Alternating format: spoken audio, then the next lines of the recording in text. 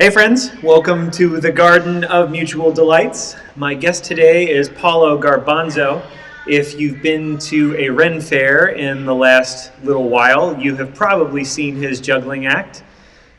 He is known for his comedy. He's also known for Ren Adventures and also Nat21 Adventures, where he takes a group of Ren fair performers on Dungeons and Dragons adventures. We're still getting set up a little bit, and I'm really excited to talk to him about some of the things that he thinks about as he sets up his various shows. Yes, sir. Do you need puck? This is very high tech, friends. We're setting up as we go, so prepare for a change in the lighting. Look at that. And just like that, without the need for hair and makeup, you can... Bam! And here is my guest, Paolo Garbanzo. Yar! I should have brought like an axe or something to like raid. You know, like This is a raid, friends. Probably most of you who are tuned in are raiding from the show that Paolo was just running. Well, running. Anyway. Yes, I had to actually physically go 35 feet. How was that commute? It was daunting.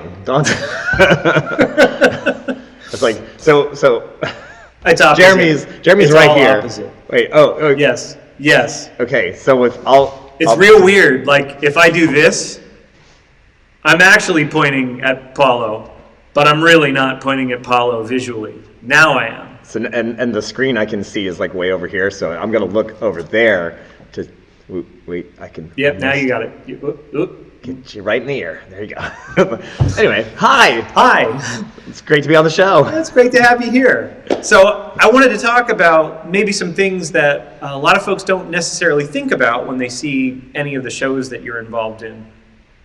And like the first thing is like what got you into juggling? Oh my gosh. So a majillion years ago, interestingly enough, my uncle used to be boss clown for Barnum Bailey Circus, and I was 8 or 9. Interestingly enough, though, I didn't actually learn juggling from him, but I will get back to it in a sec. I learned juggling from my older brother's friend, and he could juggle. And of course, being a 12-year-old brat, I was like, I can juggle, and then I realized I couldn't juggle, and then because I was determined, I taught myself to juggle. I literally like stayed in my room for a week because I said I could juggle, and then I realized I couldn't juggle. So what was that process like? It's a lot of time alone. It's you know, that's the certain thing about juggling is that you really have to want to do it. Otherwise, you'll never learn it, and it's just a series of failure. You just sit there and fail, but it's quantifiable success, because if you can do 2 throws, well, that was better than the 1 throw you just did earlier. And if you can do 3 throws, well, then that's better than the 2 throws you've been doing for the past week. And then if you can do 5 throws, you know, and then so I think it's great because it is easily quantifiable that you are getting better. Yes. Which is honestly a really big weird thing that I think is a modern. This is a whole nother rant about this modern like fail blog and things like that, where you're like watching people destroy themselves on a skateboard, and you're like, "Bah, they suck," and it's like, really, actually, that guy was a really good skateboarder. He just messed up this one trick. Yeah. But even to get to that point of doing the trick that he messed up, you'd have to be a billion times better than you'll ever be on skateboard. So why don't you go out and teach yourself skateboard? But that's, you know, so people never see these days that learning process. Right. We don't never see it. And so because of that, there's this like, you know, because if you never take any videos of yourself while you're learning, and then suddenly you take a video of you being really awesome at whatever it is you're doing, suddenly you're an overnight sensation, right? No one ever saw you practice. Yeah. So clearly you must have just been born with it. And that's like it's like a huge pet peeve of mine, because I see a lot of people discouraged. And that's so, well. There's a ton of hard work that goes into what most people would normally refer to as talent without thinking. And they don't see the incredible amount of hard work that goes into what might only be a few moments in a show, like what you were Sure. saying about skateboarding. Like, speaking of things that take a lot of time and effort and determination to get, I mean, at least the early stages of juggling don't usually mean you're getting hurt. No. Thankfully, no. I mean, you can cut to the chainsaws, but that's going to make your career much shorter. So I Yeah. suggest beanbags. So, to start. so there's kind of a quantum leap between just starting something and then that kind of intermediary where you recognize that you're like actually kind of good at it, and then there's a whole other leap between I'm going to do this in front of people. Oh, sure. Can you talk about what that was like for you a little bit? Well, so long ago, I've blocked most of those out of my brain, but there definitely is that time. And I'll tell you, Dunning-Kruger is not just a concept, it's a real thing. And so you think you're good enough to perform, and you do, and it's a good thing that you don't know really how bad it is, because you would probably never do it. But you got it. You have to get out there and do it, and you have to get out there in front of people. And you know, I would say most jugglers are like, I say untrained, as in they did not go to, say, a circus school and learn performance skill. Yeah. They just learned how to juggle from some people. It's a very casual learning beginning process usually. And then some jugglers, not every juggler, but some jugglers go, I want to perform. And it's a very good skill to be able to perform too, because I would have to say that you can be a bad performer, or just, I'm not say bad performer, but you don't have a lot of skills performing, but you have a skill that still will look good even if you're not a great performer.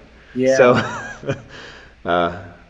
there's that, but the beginning of that is a lot of stage fright, and you know, a lot of nerves, and of course, interestingly, you know, with juggling, like if you think about a juggling show, think about how much, and of course there's different kinds of juggling shows, but you think about like how much you usually see your Renaissance Fair juggler actually juggle. In a 30-minute show, how much time is actually spent juggling? Because it's usually about 5 minutes. And then you think about how much time is spent talking about the thing they're about to do. That's all performance. So you get the juggling, but you get the performance, and when you mix it all together, it's a show. And again, it's all about the performance in a Renaissance Fair world. So what was the question? Well, the question was like how, like what was the thing? Like, can you think of a moment that like you realized you really needed to perform in front of people? And like, yeah, well, I guess I would say, man, when I needed to. Yeah, I mean, I was the youngest of 4, so of course, you know, I just wanted someone to pay attention to me, and that was the way. And maybe it's because I did see other people performing, and I was like, oh, wow, they're actually getting a lot of positive attention. Huh. And yeah, so I was like, what, 15 or 16 when yeah, because I did like the high school variety show, and I was able to juggle my mom's kitchen knives, which is actually, now that I think about it, probably a bad idea, but because those knives were sharp. and probably not balanced perfectly. Not meant for juggling, no, they were meant for absolutely cutting things. But I survived. And yeah, so, yeah, I mean, I was a teenager. I was definitely 15, 16. You know, I mean, my first time I ever dressed up was as a jester for a medieval dinner for a fundraiser. And I dressed up as a jester. That was my very first ever. And I mean, I would say I was really bad. I could juggle. That was about it. And but I was very excited about juggling. I was very, very excited about juggling, so I was definitely going to show everybody that I can juggle. Yeah. And so, but yeah, still a lot of stage fright when you get down to it, because you sit there and think about what a great concept it would be to do a show, and then you go, oh my gosh, people are watching me. And fortunately, I think because I did it at such an early age, I definitely got over a lot of it. And I will say though that, I mean, even in the middle beginnings of my career, the first time I ever actually pulled out a guitar and tried to do a song in the middle of a show, I was right back to phase one of stage fright. Yeah. It's like, you can throw me on stage pretty much anywhere and tell me that I'm gonna do some juggling, and you could even, I mean, I've done shows where I didn't have any props and I just got stuff from the audience and juggled some random crap and made it funny. Yeah. So if you told me to go out and juggle, I mean, I flew to Czech Republic to do a festival, and they lost all my props. All of them. On the plane, and I didn't have anything, because what you can't check is torches and knives. I mean, you can check them. You cannot carry them on. So every single one of my props lost on the flight, and I literally had to do an entire festival. They showed up the last day of the festival at 3:00 after the festival was done, after my last show. I did an entire 3-day festival with literally, I just walked around the city and gathered things, which ended up, I did a really cool wine bottle routine. Super risky, because you're juggling on top of cobblestone streets in the Czech Republic, and I was like, yeah, if I drop one of these, this is bad news, but it was good. So, but I mean, like, stage fright, no, if you told me I was going to do a juggling show, I'd be like, okay, I got you. I'll just look around, I'll find something. Yeah. But as soon as I pulled out that guitar, holy crap, literally, it was like that scene from Ratatouille where the guy goes back to when he's like 5 years old and he's like, skinned his knee, like that moment, which I think is a beautiful cinematographic moment. I was just like holding this guitar like, oh, I'm gonna sing, and then like I'm singing into this microphone, and I'm like, is that my voice? Do I sound like that? Oh my gosh. Oh yeah. But if you want the full experience of what that feels like, have you sung through in-ear monitors ever? Fortunately, no. So it's one thing to sing and like hear yourself ambiently. It's another thing to hear yourself recorded, but to try and perform while singing through in-ear monitors, it hides nothing. Like right. Nothing. Like, so it's all there. Like every little bit of pitchiness. Yeah. So we actually have a question. One of the viewers actually, last year I saw you at Parf joking about before juggling 5 clubs on fire and hoping to make the first attempt. Yes. So is that a bit, or is it seriously ridiculously hard to achieve that? 5 torches is one of the only thing harder that I can actually do is 5 knives, which is different. Because knives are actually way heavier, and so there's a bit of difference. But yes, I am trying to be honest. I am trying to get it on the first try, and it is difficult, and I don't always get it on the first try. I get it within 3, but yeah, that is serious. It is the outer orbit of the things that I can actually do. Absolutely true, yeah. Well, that question kind of touched for me something that I've noticed from watching your show over the years, which is like there's such a strong intersection between like the comedy and then the actual juggling. And a little bit ago you were talking about how with like a Ren Fair juggling show, you might juggle 5 minutes in a half-hour show. So right. Do you want to talk a little bit about the process of how you think about setting up those moments of juggling? Sure. So of course, see, like even with 5 torches, that's the sort of thing where I want to explain it because it truly is difficult. And there's a lot of things that I'll do in a show, say with 3 torches or 3 knives or something like that, where I'll tell you it's dangerous. But I am completely comfortable with 3 knives, and I could probably I have to act and build that up to make it dangerous, and I have to explain how dangerous it is I might over-exaggerate some of it. There are a couple of things, but see, that's my problem, is that sometimes I will actually do a trick that is truly difficult and truly dangerous, like Mill's Mess, which, if you're familiar with juggling, is a different pattern with 3 objects. And with knives, it is a really bad idea because you're doing blind catches, so you're not actually looking at where you're catching. Yeah. So if and you're doing that with knives, so if you're putting this together, dumb idea, right? So sometimes it's like there's this joking. These aren't I'm making this whole thing because it's part of the performance. But then I go into this section where it's like, no, actually this is real, which I guess gives credence to everything that I'm saying. Mm-hmm. And I just thought so. So part of that performance though is you do want to make sure everybody understands that this is difficult.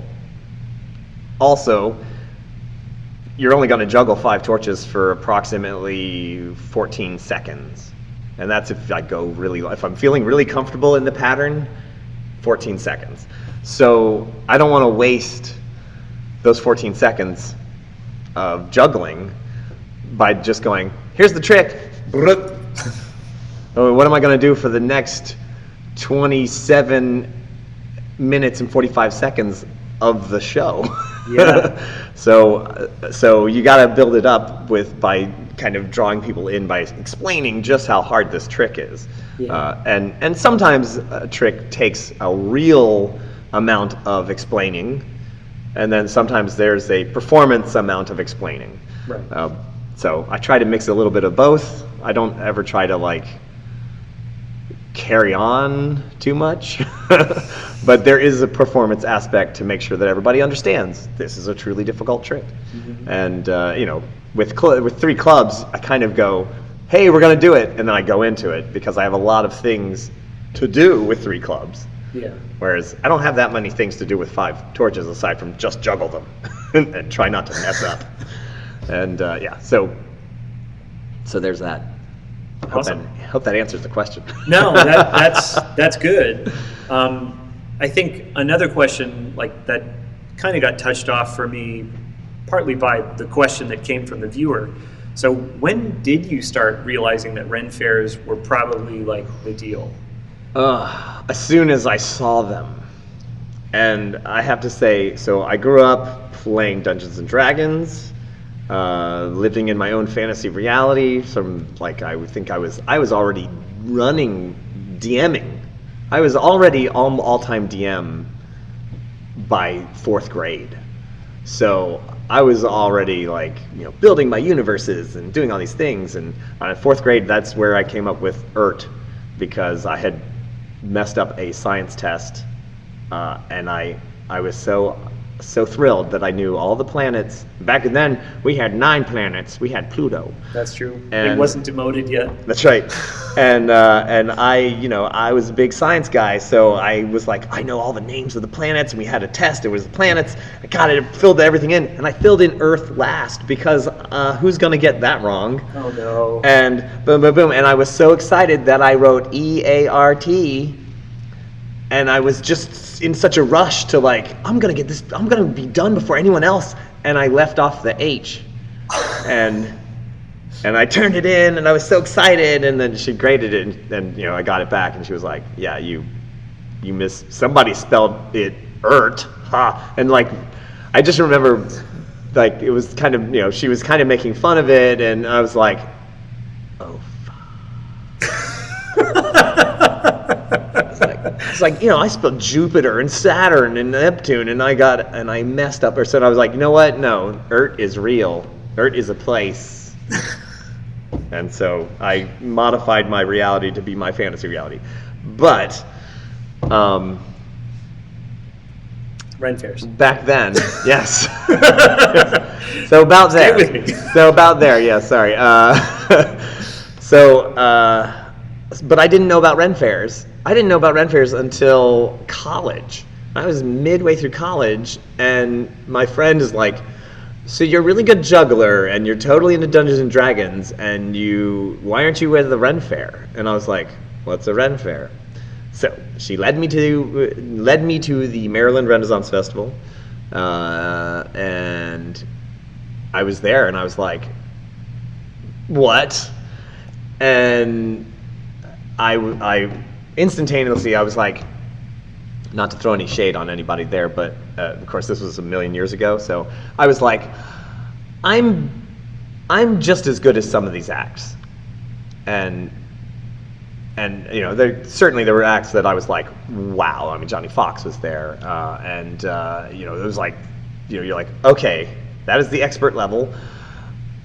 I was like, I'm just as good as this, yeah, I can, you know, and this was where I wanted to be. I mean, fantasy Renaissance place, and Renaissance festivals, for those of you who do not know, is the last bastion of vaudeville. And I took a lot after the Flying Karamazov brothers, who are absolutely vaudeville and actually came from Renaissance fairs as well. For those of you who don't know, the Karamazov brothers, probably one of the most famous juggling troupes to come out of America for quite some time. Mm-hmm. And they got their start, along with Penn and Teller, in Renaissance festivals. And they just happened to make it big, and congratulations. And so, yeah, it's back in the late, middle 90s. There was no cabaret scene, there was no burlesque scene. That did not exist. Mm-hmm. And so really the only place for a juggler is street festivals, art festivals, that's about it, and then street performing. And there's no, you know, because with a juggling show, that the vaudeville breaks the fourth wall. Mm-hmm. And that's the whole point. You interact with the audience, you talk to them, you yell at them, they yell at you, you yell back. And that is vaudeville. That's absolutely vaudevillian. And so I was like, wait a minute, this whole place is a big vaudeville theater. Holy crap. Mm-hmm. And I was like, yes, please. And amazingly, I sent in a VHS tape, give you an idea of how old I am.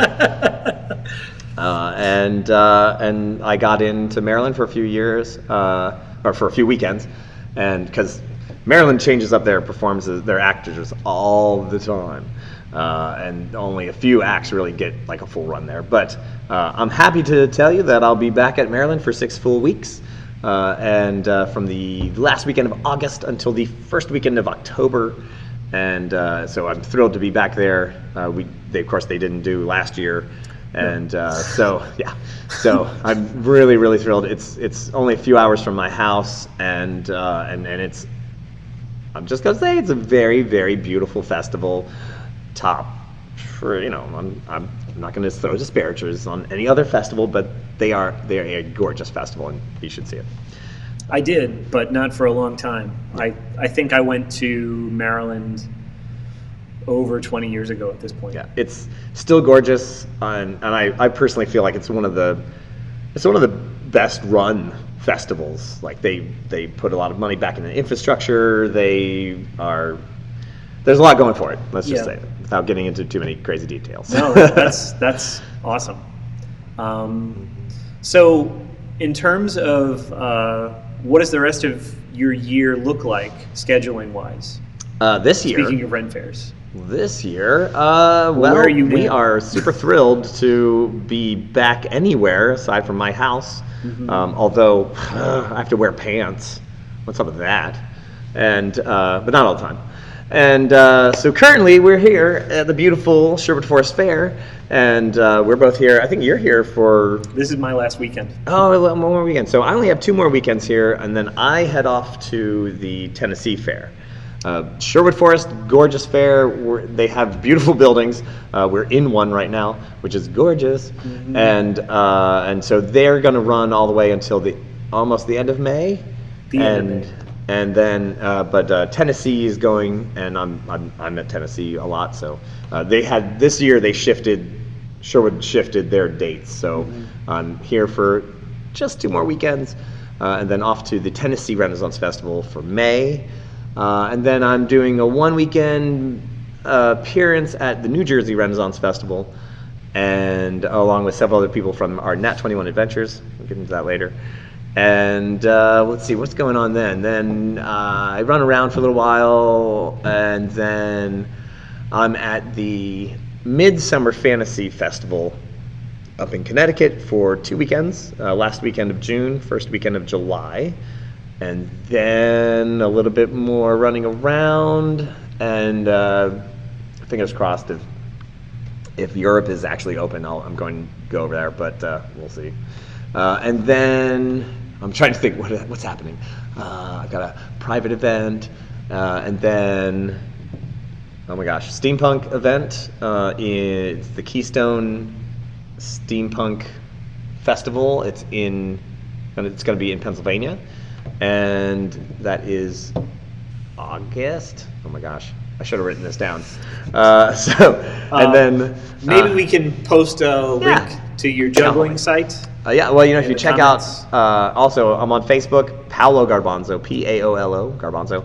It does actually have all of my current dates. Okay. On the top. Yeah, so if we can get that link in the chat, then people can follow you. So run around, there's some dates, there's some events, and then Maryland in September to October, and then actually I'm supposed to call a guy about a thing, so we'll see what happens. Okay.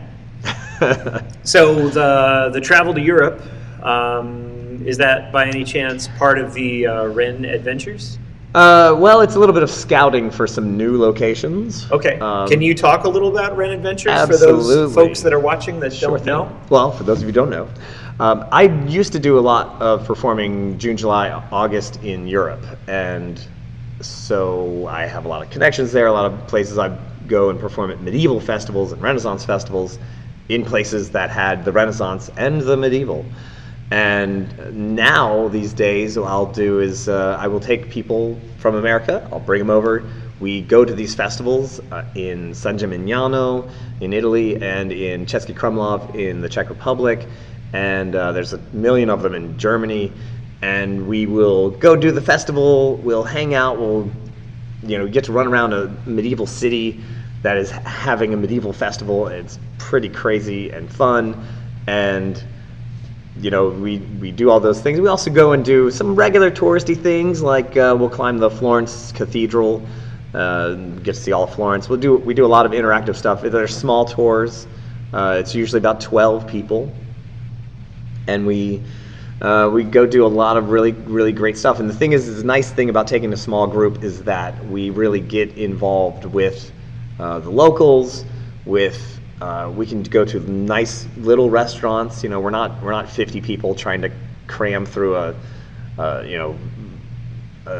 drive-through or something like that. It's we don't just jump out of the bus and take a bunch of pictures of a building and then jump back in the bus. We actually have a cultural experience, which I think is really great. Yeah. And so I've been doing those for about 5 years now, and then we just before the Corona started, we started to mix everything that I really like all together, which is the European tours, performing, and Dungeons and Dragons. And so we actually go to castles and cathedrals in Europe, and then we stay at a castle.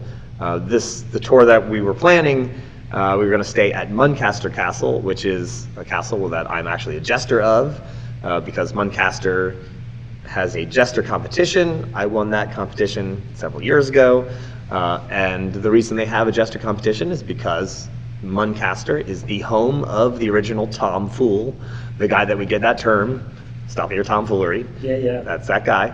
And so they have a jester competition, and so I like to say it's the castle where I'm a hero. And so we bring everybody there. We go do a day trip out to another castle or a stone circle or a cute little town, or a cathedral, and then we'll come back and we play Dungeons and Dragons. And then every place that we've been is mixed into the game that we play that night. So that's cool. So we get a real big, I like to point out that it's like we'll see a castle ruin and there'll be like a spiral staircase that all the stairs have fallen out of, and you're just looking at this column, and you're like, oh, you can see where the staircases were, and it's like, if you were in a Dungeons and Dragons game and someone was like, my thief is gonna use his fingers to climb up the little things. And I'm gonna be like, okay, you remember that place you saw? Yeah, you know how hard that is. Now, granted, you're a fantasy character in a superhero movie, so it might not be impossible. But man, I know that I couldn't do that. You're just like, oh yeah, that looks pretty hard. Yeah, that'd be really. So I don't know. It puts a little bit of like realism, but also it really gets you into the fantasy of it, because you can really visualize in your head like, oh yeah, we were there on top of that castle, overlooking the river, overlooking the mountains, and you can absolutely get into the whole world of it. So that's awesome. Yeah. And it sounds like a great way to also remember everything that you've seen while you're on the trip, or remember it better. Yeah. And then you can pretend that you had a fight on top of the parapets of the castle. I mean, who doesn't want to do that? Right. Epic battle. Epic battle. Hey, we have another question kind of backing up. Is it normal for you to have this type of schedule, or is it because it's a weird year? This type, you mean back to like every weekend? When you were talking about like your scheduling and having like a few weekends here and a few weekends there and a lot of moving around. No, it's pretty standard, honestly. I usually do, I guess in a standard year, I would have started this festival in March. Yeah. But it got moved to April, May. So I would be here for 2 months. Then I would do Tennessee. And then June is usually when we do the tours. So I'm usually in Europe at that time. A friend of mine runs the New Jersey Renaissance Festival, so when I'm available, I'll do his show, and then if I'm not, I'm usually in Europe. So June is usually my European tour month, where we give all these tours. There's all the festivals that are there, the festival in San Gimignano, the festival in Český Krumlov, which Český Krumlov, you should see this place. It's amazing. The whole city, and both San Gimignano and Český Krumlov are both UNESCO World Heritage Sites. The entire San Gimignano, the entire city is a medieval city. Like everything is built in a medieval style. It is absolutely medieval. Český Krumlov has medieval section, has a Renaissance section, has a Baroque section. And you can see the time move through the city when you look at the architecture, and you see like, oh my gosh, that really was originally built in the 1200s, and then this is 1400s, and then everything got a Baroque facade like in the main square because it was fashionable. Right. And so they were like, hey, can you come over and Baroqueify my house? And they were like, sure. And they, according to the history, the castle hired a bunch of Italian, I don't know what you call them, Baroque artists? I don't know. They and like a bunch of architects, and they came from Italy and they Baroqued up the castle, and then everybody in the town was like, I want to be Baroque, and so they Baroqued the big building there in the city hall, and then they Baroqued everybody who could afford it. And, which sounds kind of funny now that you think about it, but anyway. But the festival is like 3 days long, and you're all over the city. Every part of the city has events and shows and markets, and tons of people are in costume. Because it's run by the city, and the city, oh, by the way, has I mentioned Baroque. It has one of the three Baroque theaters in Europe that still exist. It was not damaged by World War II or anything like that. It's unbelievable. It's if you watched Baron Munchausen, the movie, and you see all the crazy sliding stage things, that's Baroque period. And yeah, there are actually great videos on YouTube of the theater you're talking about. It's incredible. Oh yeah, the scene changes, and you're like, what did I just see? It's all practical. Yeah, it's amazing, and so they'll give tours of that. So friends of mine. A friend of mine is one of the tour guides in the building, in the castle and the theater, and so we actually take a private tour. When we take a tour group, we go in private action, and so we get to see some places that other people don't get to see, and we also kind of get a little, I can't go into detail. So that's more incentive to maybe check out one of these tours, friends. So we're hoping that it will start back up next year, 2022. So we are. Please be safe. That's all I can say. Just let's make it to next year. That'd be great. Seriously. So, but yes, my schedule is usually packed. I usually am doing something every weekend from March until middle of December, and then I have a couple weekends off, but I usually end up doing something anyway. I usually do a Christmas thing. We do a New Year's Eve tour when we can go to Sicily in New Year's. So yeah, basically anytime I'm not doing an American Ren Fair, I have a European tour. So I like to be busy. I don't know. That's all right. I mean, if you're enjoying what you're doing and all that, so. Well, if we let's take a small diversion from that and say yes, after having a year of not doing what I have been training to do for my entire life, to just try to stay afloat, I definitely know that this is what I want to do. Cannot even explain like how good it is to be back doing the thing that I'm good at. That's the other thing. It's like I'm good at this, and it's so much easier to do the thing you're good at, and you know, so yeah. Yeah. Well, speaking of other things that you're really passionate and interested about, so Nat21 Adventures is kind of like, that's something that came out of this past year, isn't it? It is. So one of the things that I got to be able to do, which I had been kind of plotting and planning and trying to figure out how to do it, and then was actually able to do. The things that I'm talking about when I say the things I had to do that weren't things I wanted to do, that was more like construction, which I can do, but I definitely would rather not be doing your plumbing, but I will if I have to. Yeah. So yeah, I'll detail your car if I have to, but you know, I don't want to. Fair. And so Nat21 is kind of a offshoot, yet also just a continuation of the things that I like to do. It is a online game of Dungeons and Dragons with fellow performers from the Renaissance festivals who all found ourselves out of work. So I said, now's the time to implement my plan and have a show where Renaissance performers get together and play D&D. And it basically, you know, sure, we're not making a ton of money or anything off of that, but basically, I think if you can see how fun it is to play D&D with me and my friends, then you'll want to come play D&D on one of our tours. And that's kind of the incentive to do it. As sure, we make we make $30 a month off of the Twitch channel or whatever, but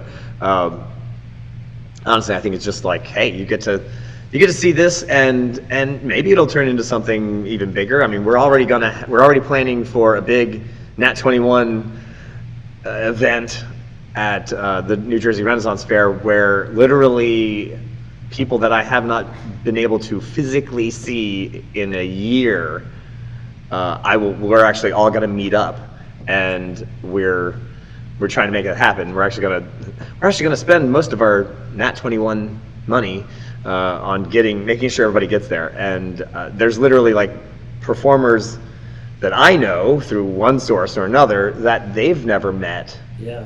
For real. And so this is our chance to actually meet everybody.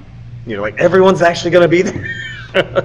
It's kind of crazy, and so to be able to put that together is gonna be a blast. So yeah.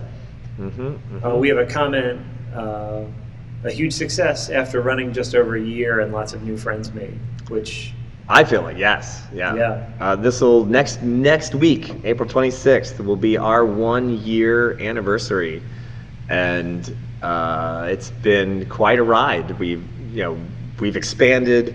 It used to be just one show per week, and then we started doing the Haiku wrap up as a separate show. And then things modified and morphed, and then it was we did the crafting show, and crafting show used to be called Painting with Paulo because it used to just be me, right, and occasionally a special guest. And then then I couldn't do the show because I was traveling or working another show or doing something else, and or doing somebody's plumbing, and I was like, hey guys, I can't be there. It's somebody, you know. So then it was making it with Mab, and then it was making it with May, and then it was creating with the crew, because we like alliteration, and we just kind of kept like, oh, I can't do it, but you can, but I can, and da da da da da. And so now it's a really great, it's a fun show. I honestly have a great time because you get to make art, you kind of sit around and fiddle with something you're doing, we chat, we talk about everything, and it's a good time. And so that has morphed over the course of a year. Our game has morphed. We've added more games. So we are on Twitch Sunday through Thursday with all varieties of shows. We have Carmel doing fiction. She reads fiction from her bedroom, and then she'll like read some Douglas Adams, and then end the show with something that she's written. Then we have Madame Ansa doing tarot. She does tarot classes, and then we'll read your tarot if you like. And so we have gaming, we have sci-fi, we have fantasy, and we have instructional. So we do it all. There you go. It's pretty awesome. So, Paulo, is there anything else that you want to tell the good people at home about right now? It's really great to be here. Oh gosh, I mean, that pretty much sums up my entire life. In 40 minutes or less. Bam! Nailed it. Well, you know, this is, I'm hoping that we can see each other again. I'm hoping that, check out our websites, and, you know, if this sort of thing interests you, going to a Renaissance festival in actual Renaissance town, if that sort of thing interests you, look us up. Our next Renaissance tours are going to be probably next year. If we are absolutely lucky, and I mean we by the entire planet is lucky, we will do a New Year's Eve tour in Sicily, which is where a lot of my family's from. And you'll actually get to meet some of my family, which is embarrassing for everyone. So, New Year's Eve, and this is the thing. So the New Year's Eve tour, you know, we're there with the locals. You know, this is a big party, street party. Sicily is warm enough where it's like you can wear a jacket. You know, you're not freezing in New Year's Eve in New York City, which I don't understand. I don't get that. Does anybody get that? I don't know. Thousands and thousands of people standing outside in the freezing cold. No, come to Sicily. It's about 60 degrees at night, and wear a nice jacket. You're fine. People are super friendly. It's a great time. We have an absolute blast. We see some really amazing things, all the way from like 2,500-year-old Greek ruins to modern festivals. So it's a heck of a time. It's great. Yeah. So there you go. That's so cool. Yeah. Well, thanks for being my guest today, Paulo. Absolutely. We've got the links for everybody in the chat, so do check those out. Thank you to the Sherwood Forest Fair for allowing us to stream in this excellent facility and also to perform here. For those of you who are new to the channel, I am Jeremy Grafe. Please do think about following and turning on your notifications. I have a live music live stream every Monday where I play a lot of Ren Fair standards as well as covers and my own songs. And also this show is going to be a regular Wednesday thing. I do want to note though, the Garden of Mutual Delights will not be on next Wednesday, as I will be driving home to Pennsylvania from Texas. So I cannot do the stream from my car. Well, I can, but it's not a good idea. Sound quality is out the window. Correct, among other things. So don't hold your phone out the window. No. For those of you who are looking for more music, I am actually guest artist with Volgamoot here at Sherwood Forest Fair for one more weekend. And we have Volgamoot Live here on Twitch on the Volgamoot Live channel Thursday nights at 7 p.m. Eastern. So do tune in for that for music and mischief. Am I forgetting anything, Paul? Tonight is our, so tonight we have a Grand Patreon Saints game where the people who are the top tier of our Patreon list actually play D&D with me in the same universe that our Renaissance Fair performers play in, and they're their own group of adventurers off on their own little adventure as well. And so if you want to check out, if this is your first time viewing us, we're Nat21 Adventures on Twitch, and we are starting that at 6 p.m. Eastern Time. And we play for a couple hours, and it's a lot of fun. We joke around. It's great, and you get to be involved in the game. If you're familiar with Dungeons and Dragons, as a viewer, you can give us hits and misses, and you can make us fail, you can make us succeed, so you can be involved in the game as well. It's like a big improv game where you get to throw things at us, and it's a lot of fun. So join us over there tonight. So cool. What time? 6 p.m. Eastern. Very good. All right. Well, thanks for tuning in, friends. Have a great week. Love you all, and we'll see you real soon. Bye. Bye.